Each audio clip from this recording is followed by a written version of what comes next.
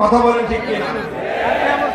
তবে আমাদেরকে ভুলে গেলে চলবে না যে অনুকূল পরিবেশ এতটুকু পেয়ে আমরা যদি মনে করি যে সব পাওয়া আমাদের শেষ, আমাদের আর কোনো কিছু চাওয়া পাওয়ার নেই, এটা হবে সবচেয়ে বড় বোকামি। এটা ইসলামিক ঐতিহ্যের সাথে মানানসই হবে না। বরং মুমিনের জীবন কখনো থমকে দাঁড়াতে পারে না। ইসলামের মিশন ক্ষুণ্ণ হতে পারে না। ইসলামের মিশন ততদূর পর্যন্ত চলবে যতদিন আল্লাহর পয়গম্বরের সেই ভবিষ্যৎবাণী বাস্তবায়িত না হবে।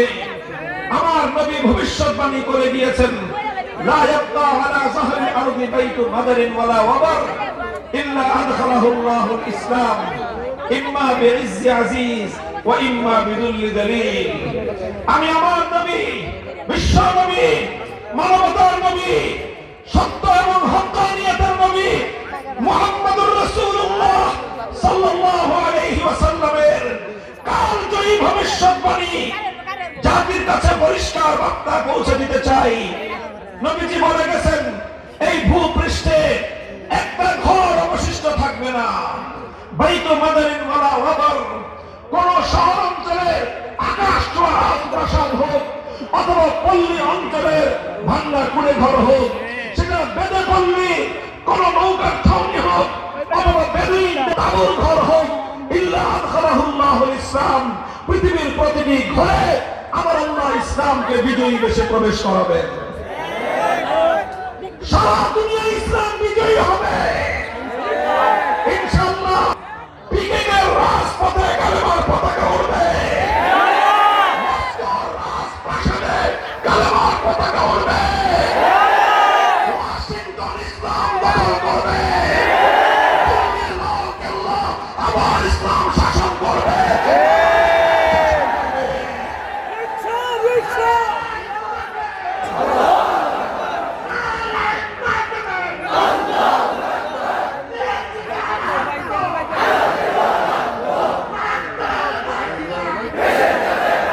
ইনশাআল্লাহ সারা পৃথিবী ইসলাম বিজয় করবে।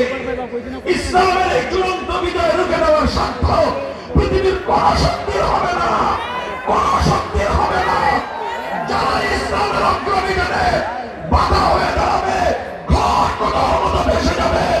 ইসলামের অপ্রতিরোধ্য স্রোত তাম পৃথিবীকে ভাসিয়ে নিয়ে যাবে ইনশাআল্লাহ।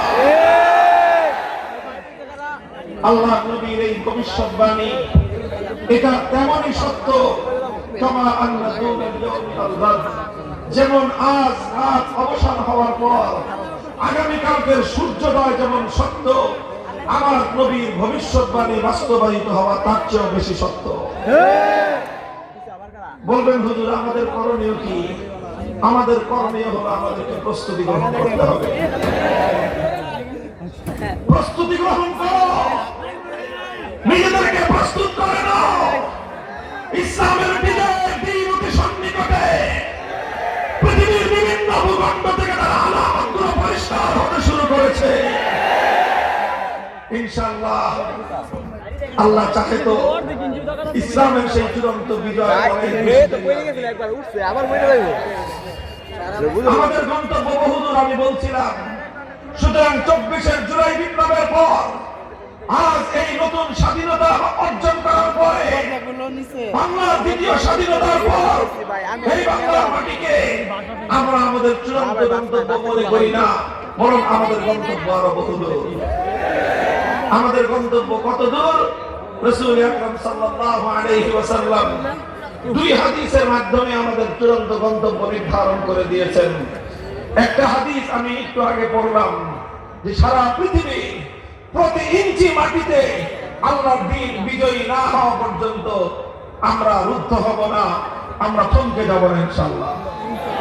আমাদের আরেকটা গন্তব্য আল্লাহ পয়গম্বর ইরশাদ করেছেন, লা ইয়াশবাল মুমিনু মিন খাইরিন হাত্তা ইয়াকুনা মুনতাহাহুল জান্নাহ।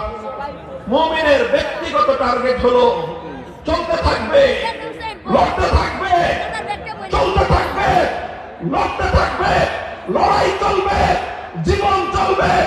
যতদিন মুমিন তার গন্তব্য খোদার জান্নাতে কদম না রাখবে ততদিন পর্যন্ত মুমিন থেমে যেতে পারে না। এটা হলো প্রত্যেক মুমিনের ব্যক্তিগত গন্তব্য।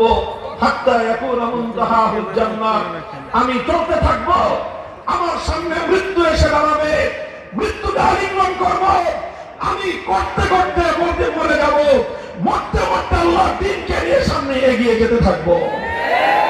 আমার আখেরি কদম, আমার মৃত্যুর আগ মুহূর্তের সর্বশেষ নিঃশ্বাসটা যেন আল্লাহর রাহে উৎসর্গিত হয়। হে ওলামায়ে দেওবন্দের সন্তানেরা, হে শাইখুল হিন্দের সন্তানেরা, আমি আজ তোমাদেরকেও এই শপথের বাণীতে উদ্বুদ্ধ করতে চাই। আসো, শপথ